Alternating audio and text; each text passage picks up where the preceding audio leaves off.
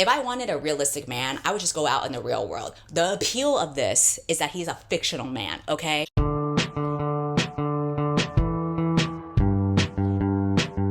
Today, I'm going to be talking about the 30 books that I read in the season of winter for this year. Finally, for once, I will be on top of being up to date with my reading wrap-ups instead of posting them several months late. So before we emerge into spring, let's look back into winter and be so shocked that we have somehow survived this past season. What's also shocking is that I read 30 books. However, 10 of them were from the same manga series, so I will be lumping them as one. I'm also going to continue talking about these books, not in chronological order of when I've read them, but I think it'd be fun to group them in different genres. So I'll start off with talking about the fantasy / speculative books that I read, and then literary / contemporary, and then romance, and then memoirs, and then miscellaneous nonfiction. So there's a lot of variety to dive into, but before that, I want to thank today's sponsor, Ritual. All of Ritual's products are made traceable, meaning they tell you where the labeled ingredients are from, why they're there, and how their products are validated. I've ordered multivitamins from this brand before, but this year I'm expanding to try out their Essential Protein 18+. This stood out to me because they have 20 grams of protein for a complete amino acid profile, which I was shocked to find out that a lot of protein powder brands do not have. It's the first protein of its kind sweetened with a combination of fermented sugarcane and monk fruit, and it's soy-free, gluten-free, GMO-free, stevia-free, sugar-free, sugar alcohol-free. Like, it is actually very clean and is vegan-friendly on top of all that. You can visit ritual.com/withcindy25 and use my code withcindy25 to get 25% off of your first order. And now let's get back to the video. So starting off with the fantasy / speculative books that I read, I want to start off with 2 books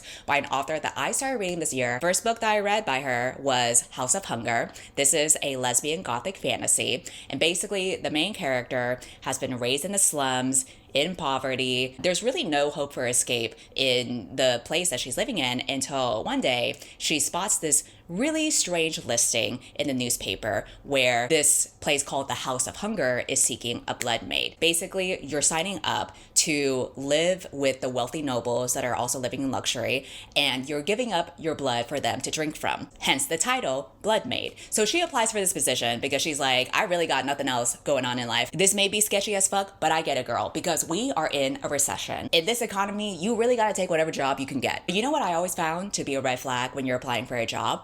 When they accept you right away. She becomes the newest blood maid at the House of Hunger, which is very notorious for this countess who is presiding over this court with a bunch of other blood maids. And the whole vibe with her is that you both love her and fear her at the same time, as what is most often the case with lesbians. Throughout the book, she takes a special interest in the main character, and the main character is equally drawn, and she really wants to please her new mistress. But the weird thing that keeps on happening throughout the book is that her other blood maids keep going missing throughout the night. And she discovers like little relics throughout the house that seemingly previous blood maids have left behind, and it really sketches her out. So obviously there is more to the whole situation that she's going on. Like, she's secured the bag, yes, but the job is really toxic. I found myself not being super attached to the toxic sapphic relationship going on. Like, I knew those were the vibes, but I think I am a simple bitch and I just want people to be nice to me. But I know this is what they were trying to go for. Really, my main gripe with this book is that I couldn't really see or understand why the main character was so special, because the whole time, like, clearly the mistress is very into her and she becomes the new favorite, and that makes things awkward for her and the other bloodmates because they're jealous of her. But because she is heralded as like the new favorite and like the it girl among the bloodmates, she also has the pressure of being the only one who can take the mistress down. And it's like, okay, I get the logic behind that, but I don't understand the original logic of why she is like the it girl in the first place. Like, what did she really do that was so special besides have really yummy blood? So I kind of wanted more in that aspect. But you know what? Sometimes knowing lesbians, it doesn't fucking matter. They'll bring the U-Haul right away. So maybe it's just me not understanding the culture. I did, however, like the author's other book better, and this is An Academy for Liars. This is a dark academia mystery. And the premise is that the main character, also has a life that's falling apart. She has a fiance who she finds out is cheating on her with a friend. She runs off outside, and then there's like this phone booth that's in the distance, and somehow she feels compelled to go over to the phone booth and pick up the phone because there's someone else on the other line. And this person in this weird ass voice is telling her details that only she in the entire world, like nobody else knows about this but her. So this really freaks her out because the voice is telling her to take the entrance exam for this college, which is a school of magic that's hidden in a remote area. She's very freaked out. She's like, what the fuck? This does not sound like Harry Potter. But again, I got nothing else going on. Like many girlies before me in previous books, she takes the entrance exam and she actually passes because just like everyone else at the school, she has this gift of persuasion.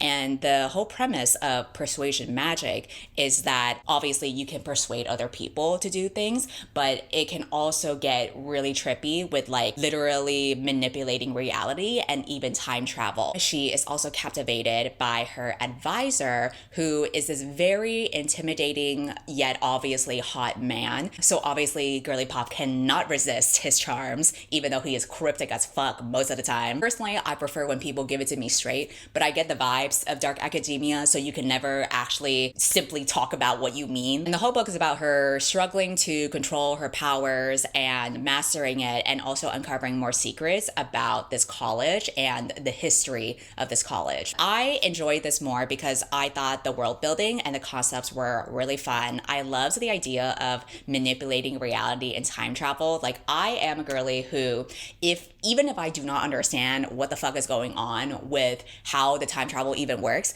I'm still into it. My gripe is that I wish the story wasn't so centered around her love interest and their attention, because yeah, he was hot and protective over her, but he was so cryptic and constantly being like, I can't tell you this for your own good. And then everyone's warning the main character about how dangerous he is and how she can't trust him. But then she's like, no, there's something more to him. I just know it. And I'm like, girl, he's a man. Who cares? You can literally manipulate time and reality. Let's focus on that. But it's okay. I still had fun reading it. You know, sometimes you can still have fun with your girls, even when they have an annoying boyfriend. Now, going along the trend of fun time travel stories, I also read Water Moon, which is a magical realism story that came out this year, and is about a woman who inherits a pawn shop in Tokyo from her father. So the setup of this small business is that on the outside, it looks like an ordinary ramen shop, but then if you go to the back street, you can find the actual shop where you can pawn your life choices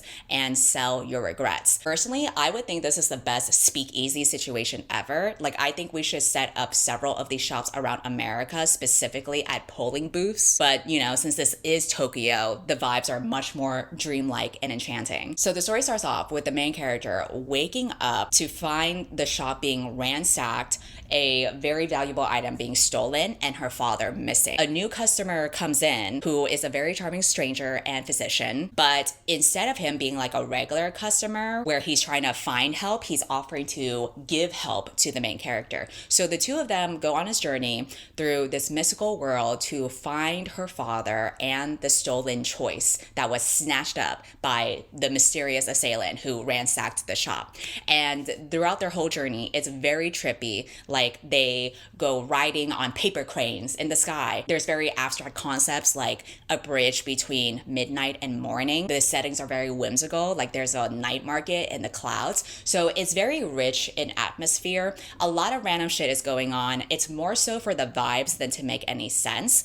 And for me, it took a while to get into it. But once I got to the middle part, something really locked in. Coincidentally, it also happened to be at the same time that I was taking a subway ride home, and I was also high from my edible. Do I understand anything about what's going on? No, but I was enjoying it. I liked the trippiness and the dreamlike atmosphere. What's interesting is that the author is, I think, like an English speaker, because the book was originally published in English, but the way that it reads gives me the same feeling as reading a traditionally translated Japanese novel. So she really locked into the atmosphere very well. But the other things that it reminded me of was some Ghibli movies in terms of like the very very enchanting, whimsical things that were happening, and Kimi no Nawa, which is a Japanese movie that plays around with the idea of time travel very, very loosely. And then another fantasy book, well, it's not really fantasy, it's more speculative.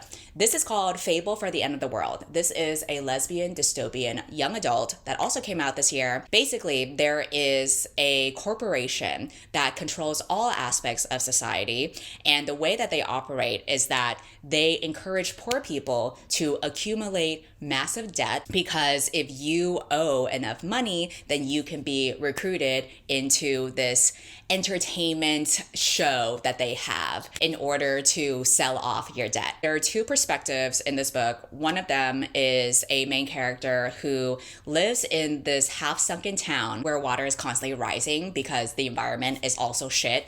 Funny how the environmental impacts seem to correlate with evil corporations. Must be a funny little coincidence, I don't know. She and her brother are just scraping by because their mom has this thing, I forget what it's called, but it's like when someone claims that they have this sickness, but they're not actually sick, and they're kind of just like using that as an excuse to not do shit. Munchausen syndrome, I think is what it's called. But at the same time, the mom is constantly buying so many unnecessary, luxurious purchases that force her kids to work even harder in order to compensate for her mom's very irresponsible life decisions. Her mom ends up accumulating so much debt anyway, which results in her daughter being qualified to join the Lamb's Gauntlet. And what that means is that it's basically like a live stream chase that the chosen people have to do. It's for entertainment purposes. They basically gotta run away from this assassin. And if they end up running away and surviving, which is very unlikely, but if they do survive, then they win, I guess. I mean, there's trauma as a little side effect, but still, at least you're not dead. The other perspective that you read about in the book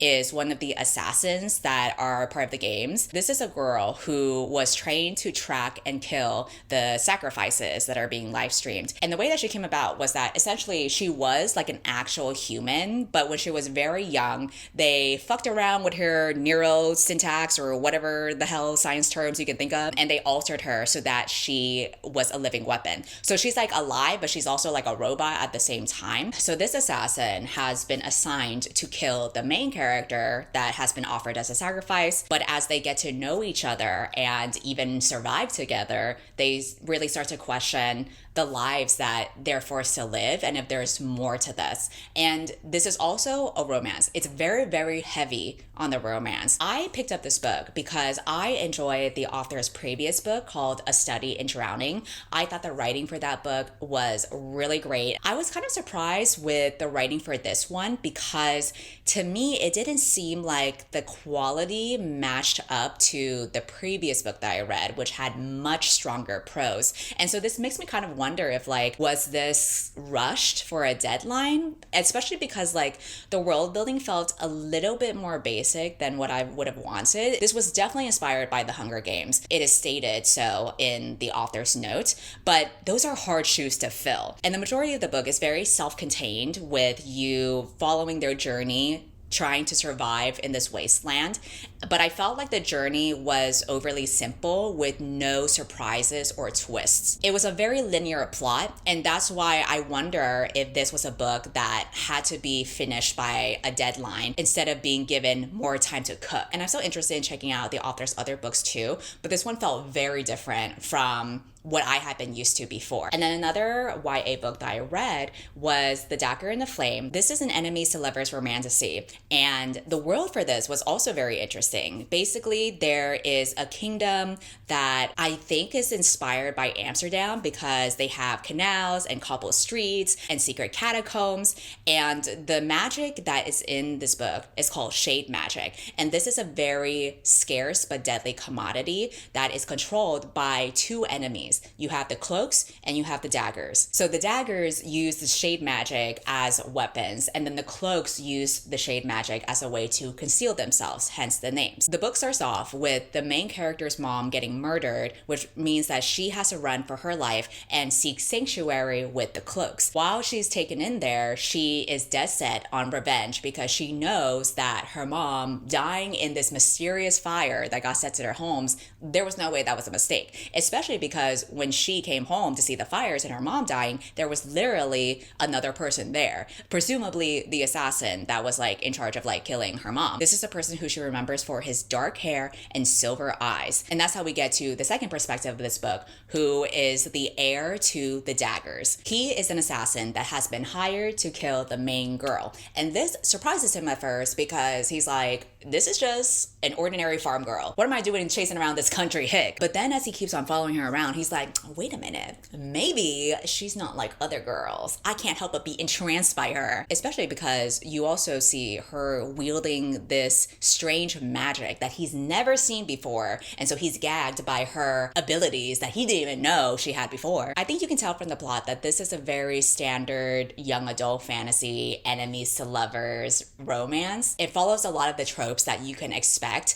from this kind of book. And I knew what I was getting into. Like, I knew the tropes that were going to be happening. And I was okay with that because I don't know if you had seen some of the videos I posted from like earlier in the year, but I was going through a lot personally. There was just a lot of like changes and grief that I was going through. And so that's why I wanted to read a book that was a little predictable, you know, like it followed the same archetypes and plot points that you would expect, but I didn't mind that because I knew that's what I was signing up for. So I think that's the kind of mindset that you need to have getting into this kind of book. Speaking of predictable, I am once again struggling with the sunlight coming into the room because once again, I have filmed this video too late into the day. So I'm going to jump to a little bit later without the light. Okay, so the last book in the fantasy genre that I read was a cozy fantasy that is also the third book in the series, and it's called Emily Wilde's Compendium of Lost Tales. I've talked about the first two books of Emily Wilde for the past 2 years. I've enjoyed each one. The main character is a professor who has spent her whole life studying fairies, and in the first book, she publishes this documentation that's about the hundreds of species of fairy folk in her Encyclopedia of Fairies. Her love interest is an academic rival who she suspects is full of BS every time he discovers something new about fairies, but she kind of lets it slide because she's very certain that he is actually a fairy himself. So without giving too much away with everything that has happened up to the point of the third book, we've been following the two of them on their various journeys throughout the series. This one involves them being in the fairy realm. I'm sad to report that I was not into this third book compared to the previous ones before.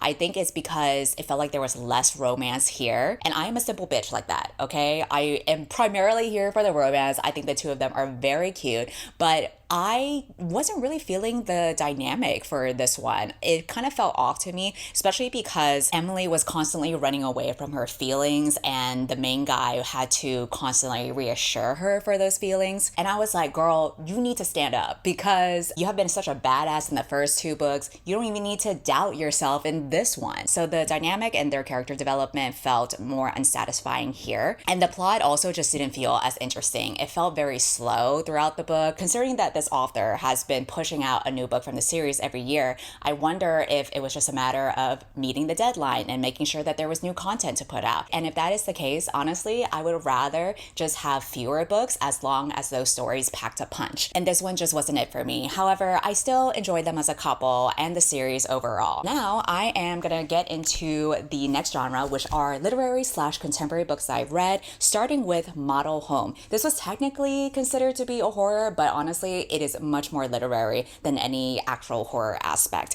So this is about three siblings that grew up in a very traumatic childhood home. So this is like a new meaning to the concept of a haunted house. It turns out that maybe the haunted house was the generational trauma we had along the way. This was a home that was surrounded by white gates in Dallas. And when they first moved there, when they were children, they were the only Black family in the neighborhood. Growing up, there were a lot of really scary, unexplainable things that would happen in the house. Their mom would insist that they stay put in the house, and for that reason they just listened to their mom and never tried to abandon the house, even though it was scary and terrifying as fuck. It wasn't until they were adults that they could finally leave the home and leave their parents alone in the house, and the story begins with the news of their parents' death. And so now the main character returns to Texas with their sisters, and at this point the main character has a daughter themselves. And this is like a really weird time of grieving and looking back on their past and kind of reconciling with all of the shit that happened that resulted in the way that they are today. And it's especially interesting how now that the main character has a daughter, you can also see parallels of how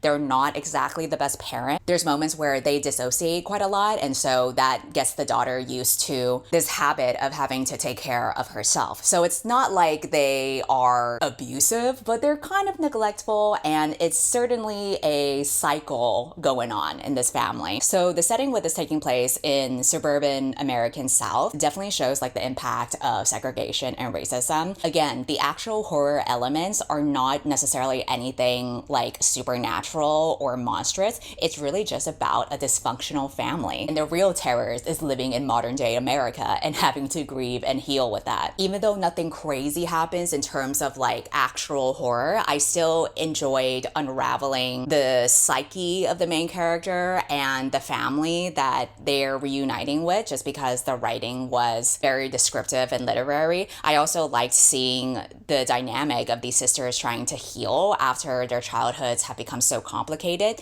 And even the main character, like obviously they're not parent of the year, but I like that they were such an imperfect parent and having to grapple with like the effects of their own imperfect parents and kind of the fear of like not being a good parent themselves. They're just trying to figure out how to move on from here. And I think that is very real. Something that's a little less real though is the next book that I read called Sky Full of Elephants. This is a speculative novel that is set in a world where white people don't exist. This is never explained in the book. It just happened on a super random day. For some reason, every white person in America just decided to stand up and walk to the nearest body of water, and they just kept on walking and never turned back and just drowned themselves. So the book follows a year later after that weird ass incident. The main character is a black man who has recently been freed from prison after a wrongful conviction and is just trying to live a normal life as best as he can until he receives a phone call from his daughter. And this gags him because he didn't even know that he had a daughter. She's a 19-year-old biracial girl because she grew up with a white mother and white siblings. So we already are opening a can of worms here. Now she's like the only one left because all of her family just left her behind walking into the water and she has no one else to turn to, but she's also very resentful of her dad. So she's really projecting her daddy issues when she's calling him for help, but she's kind of like guilt tripping him and being like, yeah, you should help me because you fucking left me behind. And he's like, I didn't even know you existed till then because your mom didn't even tell me shit. And she tells him that she wants to go to Alabama because she has family there and she's convinced that they are still alive and they can help her out. She just needs someone to help take her there. And so the whole book is about them going on this journey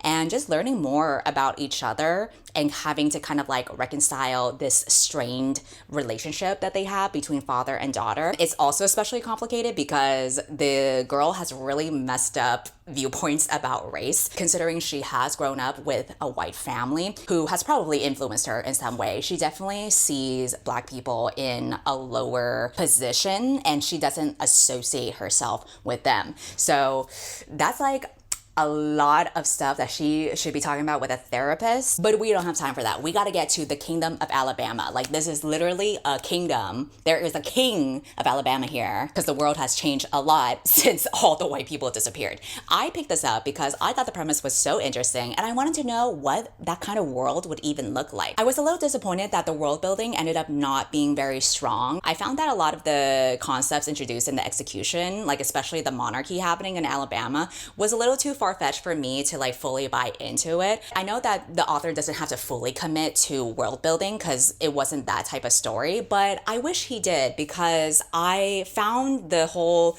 hang up about the daughter being biracial and like not accepting Black people and her side of the equation, like that whole hang up just felt like she was gonna break out into bad spoken poetry. It is a really interesting concept, but I guess I just came into it with different expectations and wanting something different than how it was actually executed. I also read Little Rot, which follows 5 friends who live in Nigeria and they get entangled in some really dark, fucked up shit as they dive deeper into the underground world of Nigeria where there's drugs and debauchery and a lot of illegal stuff, including at some point murder. The main characters to start out the story are this longtime couple that actually broke up. The girl goes off to hang out with her friend to try to move on from the breakup. The guy does the same thing, but his friend is a really sketchy dude dude has very sketchy connections, and they end up going to the sex party that's hosted by the sketchy friend. The main guy sees these girls, very young looking girls, engage in activities that they should not legally be doing. And he's like, what the fuck is going on? This girl does not look 18. This is so messed up. We shouldn't let these girls be taken advantage of.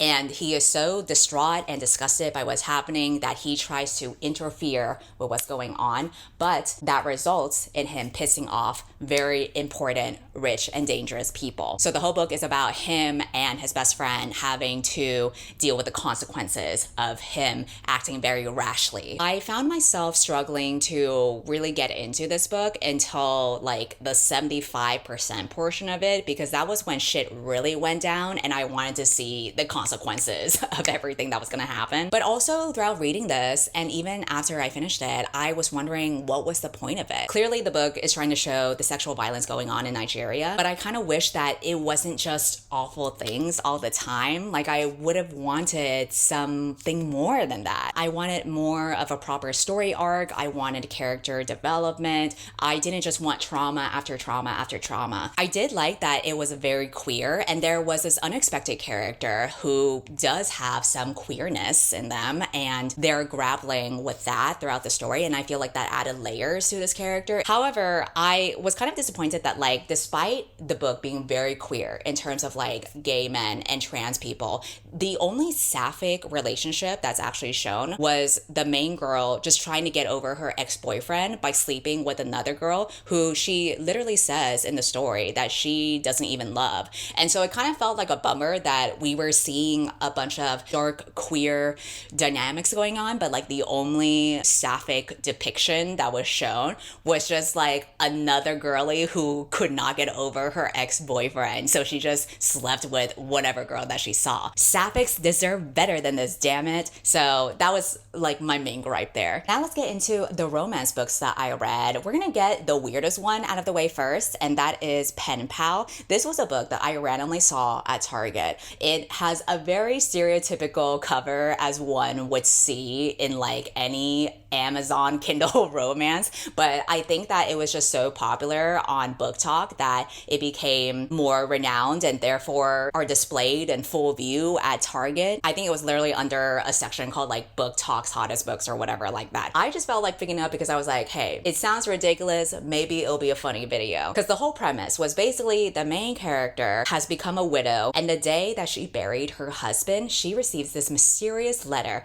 from a guy who's in prison. The letter only has one single sentence that says, "I'll wait forever if I have to," and it's signed by a man named Dante. And she's like, who the fuck is Dante? And she's just intrigued by this convict bad boy. She writes back asking him what exactly he's waiting for, and then he replies back, you. And she's like, I don't know who you are, mystery man, but you have the wrong girl. And then he's like, no, I didn't. And she's like, what are you talking about? We've never met. And he's like, no, you're wrong. So the book, or at least the synopsis of the book, says that every week they exchange letters, and these letters become increasingly more intimate. Then one day the letters stop, and then when she finds out why, it was already too late because Dante shows up at her doorstep. Nothing on earth could have prepared me for what happened next. That's just like the final line of the summary. So I thought this was gonna be like some bad prison pen pal romance, and I was like, okay, let's go Luigi Mangione fanfic. But it actually did not turn out to be that way at all. Like, the letters that she was exchanging with the guy was a subplot in the book. The book starts off with that mysterious letter,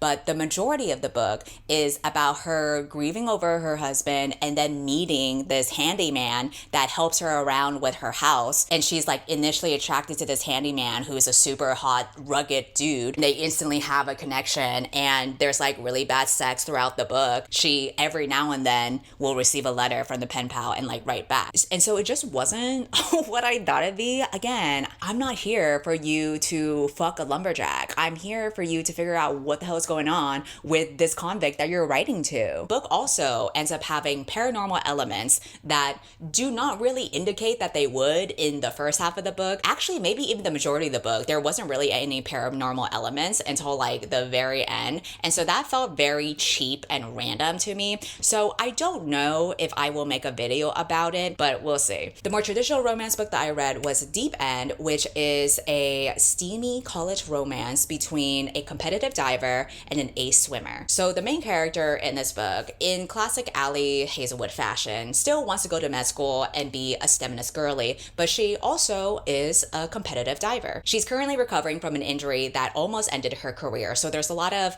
mental turmoil that comes with that. On the other hand, the main guy is the swim captain, world champion, and all-around golden boy when it comes to the aquatics world. He is someone who is very disciplined, and you can tell because he has won so many gold medals, he's broken so many records, and he just is a dude that seems to have his shit together because he is so focused on the game. His stroke game is strong, and we're about to find out that he can stroke in more places than one. This is a book that also focuses on BDSM because the main girl has a friend who is dating the main guy, but then they end up breaking up because the friend tells the main girl that she was too weirded out by the main guy being into BDSM and it just wasn't her thing. And so their sex life just was kaputs.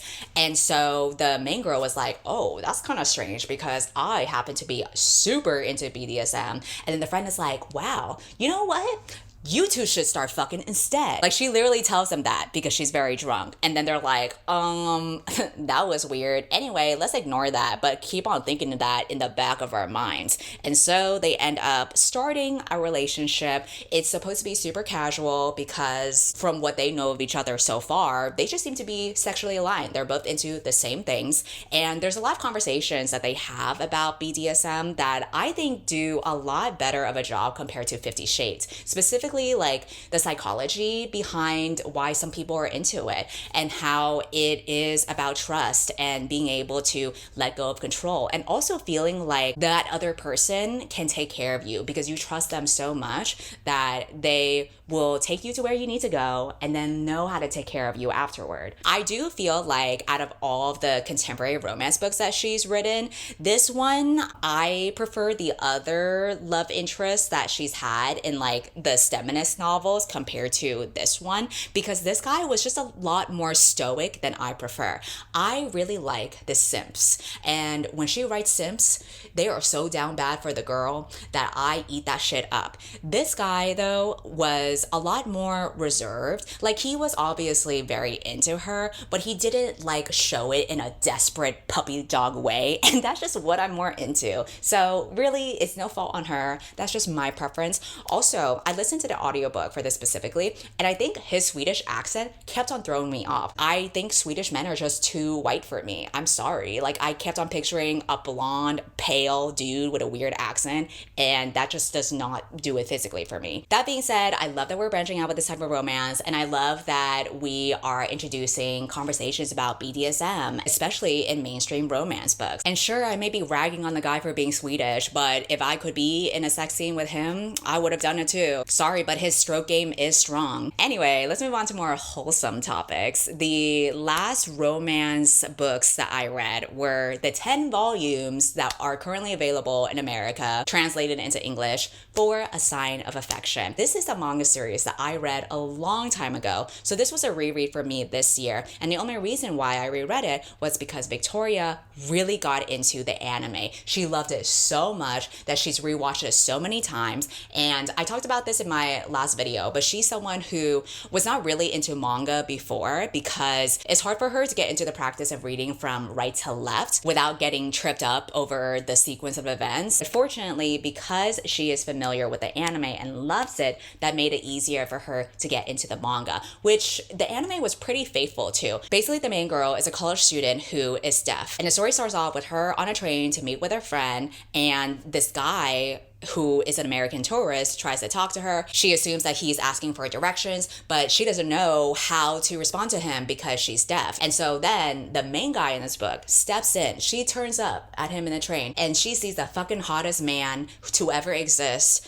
in anime/manga history. And he is multilingual. So he is able to talk to the American tourist in English and give him the directions that he needs. So then he turns to her to ask her if she's okay or whatever. And she signs the word thank you to him. And this gags him so badly because he has traveled the world, been to so many different countries, learned so many different languages. And this was the first time that he encountered someone who was speaking to him in sign language. It's a really sweet story where they just are so into each other and how the other person thinks and views the world. And I can't emphasize enough how adorable and sweet and pure it is. I really recommend the manga if you're into anime, because a common criticism that some people have with this is that the guy is too perfect, like he just exists to be the love interest and that's it. First of all, who gives a fuck? Because if I wanted a realistic man, I would just go out in the real world. The appeal of this is that he's a fictional man, okay? But second of all, the manga series really goes into more of his vulnerable side. Like, he actually cries and he actually feels like frightened and scared of losing her. And there's also some cute moments of her seeing him a little drunk and therefore a little bit vulnerable. And it's just very, very sweet and cute to see. Next, let's talk about the memoirs that I have read, starting with a very popular one that was released very recently called Paper Doll. This was written by Dylan Mulvaney. If you are not on TikTok, then you might not know about this person. Basically, she became super popular on TikTok because she started a video series called Day 1 of Being a Girl, then Day 2 of Being a Girl. Like, she literally posted daily videos of her transitioning to be a woman. And it blew up so much to the point where now she is an influencer and she has a lot of really big brand deals. And on day 100, she was able to put on a show in a theater because she's also a theater girly. And she also documented her feminization surgery. And that was like a big visual spectacle as well, because due to her being a theater girly, she's very extra with documenting these milestones in her journey. But obviously, as is the case with anyone who becomes a public figure, this also invited a lot of scrutiny and hate to her page. Unfortunately, when you are a transgender person, people view that as you being like a walking political threat to them and their families, even though literally transgender people have not done anything to you. Like, it's actually the other way around in terms of who's imposing danger on who. So I feel a lot of sympathy for her. I don't really keep up with her constantly, but like, if I see her video pop up on my feed, I'll leave a supportive comment because I think she's very sweet and she is clearly someone who tries to be as positive as she can possibly be. I decided to check out her memoir to see what she had to say about her life, and basically she talks about snippets of her life pre and post transition. She talks about her first big break in theater, to the first time her dad recognized her as a girl. She talks a little bit about some of the scandals and cancellations that she's been through. I think the biggest one was when she did a partnership with Budweiser. Unfortunately, the demographic audience for Budweiser, not quite aligned with her usual demographic. So that really blew up in a negative way. And she received so much transphobia to a point where it really, really put her in a dark place. And so I really sympathize for her. And I absolutely do think that she should reserve more parts of herself instead of sharing it so openly to the public. And I think she's understood that lesson too. But I think as a result of that, the book feels surface level. It never quite went in depth in any particular area. I think this was something that she probably had to balance out when approaching this book. How much of myself do I share versus how much do I keep to myself now that I have been burned so badly by the internet and have seen literally the worst of humanity. And I think that it was hard to strike that balance in a book in a way that would have felt as in-depth as other great memoirs I've read. I think another thing that was very distracting to me is that she is so very clearly white and rich. And you can tell that from all of like the passing comments that she makes about how she spends her life and like this luxury designer handbag that she decides to just drop $1,000 on. Like, it's a totally different kind of life. I think it was hard to really get into that, especially when there was already kind of like a barrier between her really letting you in to herself as a person. One of the things that did gag me though was how easy it was for her to get feminization surgery. She talked to other transgender people to find out who was the best person to do so. She followed the person on Instagram, and then the next day they reached out to her offering a consultation. She goes to the consultation. The guy asked her, okay, when would you like to come in? She says, oh, is December too early? And then he says, oh, I was thinking next month, but we can wait till December. And this gagged me so much because it is such a difficult process. One of my close friends has been trying to get top surgery for so long. And every single time that there's a consultation that has to be scheduled so far in advance, the doctor tells them that they can't do it for XYZ bullshit reason. And so the fact that like someone like Dylan is able to get it so quickly and not even mention any of the money aspects, because the money was never like a problem for her. Like, she probably doesn't even have to look at the bill cost at all. It just boggles my mind. It just really goes to show like the inequity of healthcare in America, that like you have to be a literal influencer to get life-saving surgery. And regular people who are not influencers, who are not wealthy, who are not white, they have to like fight tooth and nail to even get a chance for that. I think it's kind of weird how like she'll mention that other transgender people who have stated their problems with her, specifically to the very different lifestyle that she has and the opportunities that she's been afforded that so many other people do not. She will talk about how she reaches out to them and then she goes to like some pride parade the next day. And it's like, okay, to me, it kind of felt like you were just check marking it off the list. But at the same time, I also don't think that she needs to be an activist just because she happens to be a transgender woman. But that's why I think it's weird when she does try to put that in the book in a couple of sentences, just to show that she was aware of these things or did something. And it kind of felt like, again, we were trying to balance between showing that you're aware versus you clearly have priorities of like being the it girl of LA and having designer bags and like doing rich girl shit. And like, that's fine too. But I guess you can't really do that without, you know, having to do some charity work every now and then to make it look like you're not too out of touch. I think she should have waited to have more life experiences and like grow up a little bit more before writing a memoir. And so I feel like that doesn't really give you enough time to like properly reflect on the things that have happened to you. Like, even when she was dealing with the whole scandal from Budweiser, she dealt with that by flying off to Peru and doing a bunch of drugs so that she could like reorient and recenter herself or whatever.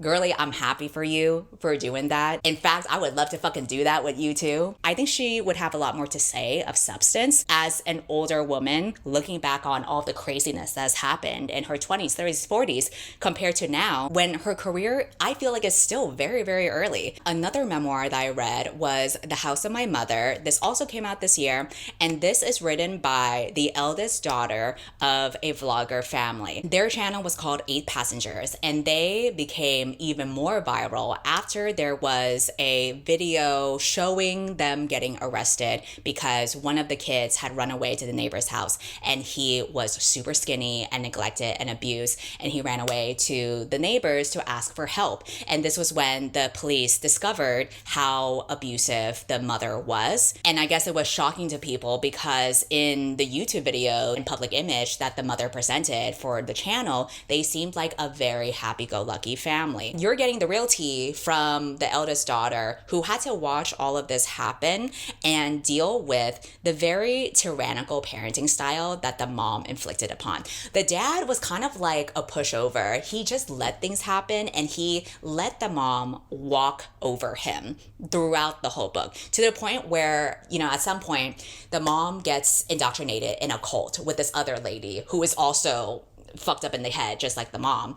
And they have like this weird, almost sexual relationship. I don't know if it was ever sexual, but there was definitely like some weird like queerness going on, but like they'll never admit it to themselves because they're Mormon. So they were like together. Literally, they started like living together, and they kicked the dad out, and he just took it, and he was like ostracized from the rest of his family. But then at the same time, it's like he let this shit happen. But then it's also like, was he a victim as well of her manipulation? Their modes of discipline was literally starving the kids or not letting them sleep in a bed. They used religion as a way to shame the children constantly. And overall, they were just very cruel and narcissistic. I thought this book was very compelling, and I think that it's better to read this book than watch any of the documentaries that have been made just for moral purposes, because the daughter has talked about how they've done a couple of interviews for documentaries before, and she didn't like the ways that the documentaries had portrayed the life that she had. And this book was a way for her to tell her own story, her way. And then another memoir that I read was You'll Never Believe Me. Her upbringing was interesting in a different kind of way because she is a Korean girl who was adopted by this Mormon family. So she grew up in a community where she was like one of the very few Asians that were in there. That led her to run into a bad crowd in order to fit in. So she would do a lot of like petty crimes, like stealing from stores,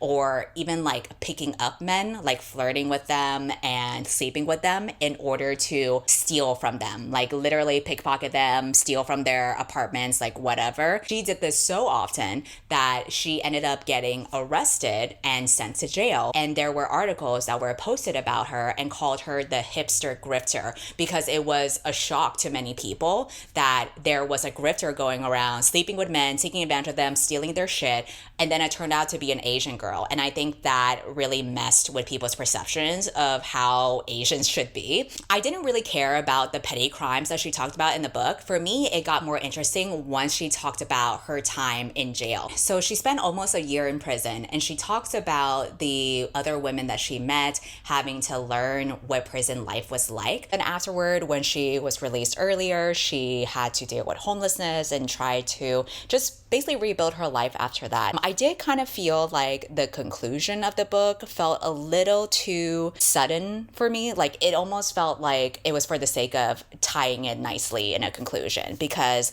in like the very last chapter, she talks about suddenly going to therapy and then for the first time wondering about her identity and going to Korea as like a homegoing journey. And it kind of felt like it was tacked on for the sake of like having some kind of emotional depth that you would expect from a memoir about an Asian American woman, but it didn't feel like it was fully realized. She also mentions a little bit about the advocacy work that she did to help other women who have been in prisons, but these were just like mentionings and she doesn't really go in depth into it. So I wish she had elaborated more about that. So I think by the time you get to the end, it does feel like an incomplete memoir. And then the last memoir-ish thing that I read, it's more really just like a silly little comic. It's called Enlightened Transsexual Comics. You can tell just from like the cover, and if I can find images of like what the inside pages look like, then you will get an idea of what the book is about. Like it's not really about any particular story, it's just like a collection of different comics that this artist has drawn. They have this satirical tone of voice throughout the story where they are an ancient cosmological entity that's on a mission to spread her fluidity across the galaxy. So it's like stoner vibes, I'm too high, I'm gonna go intergalactic and use this as like a metaphor for my gender identity. So it's really just a vibe. It was very quick. I read it in like one short train ride. And then lastly, I'm gonna dive into my miscellaneous nonfiction books, starting with a not so fun book called Men Who Hate Women.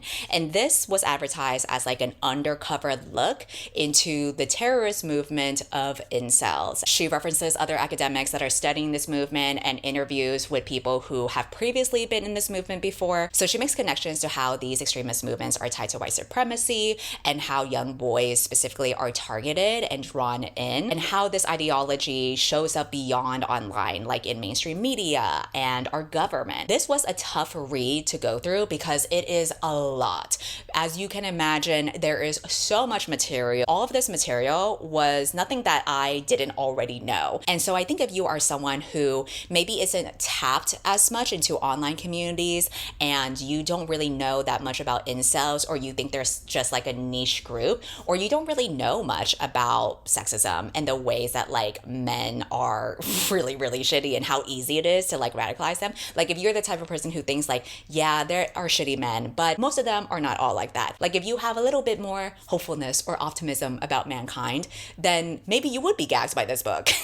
But I feel like because I'm already so cynical about how men are, it wasn't really giving me anything new. So I would say it's more of an introductory book for people who maybe just need a slap in the face about how poisonous and invasive the patriarchy and sexism can be even today. Like it's not an antiquated thing. But I think if you're a very extremist, like if anyone has already called you a misandrist, reading this book would be nothing new. A book that I found more compelling was The Boy Who Was Raised as a Dog. This one was a psychology book published back in 2007. And this is a child psychiatrist who put together these stories that have still lingered with him throughout his career. He goes into detail of genocide survivors, children who have witnessed murders of their parents, teenagers who have been kidnapped, or just in general, like a baby being neglected, like if they were alone and isolated for several hours at a time. He ties these situations to the physical and mental consequences of how the child would develop later on. For example, there was a baby whose mother had to go back to work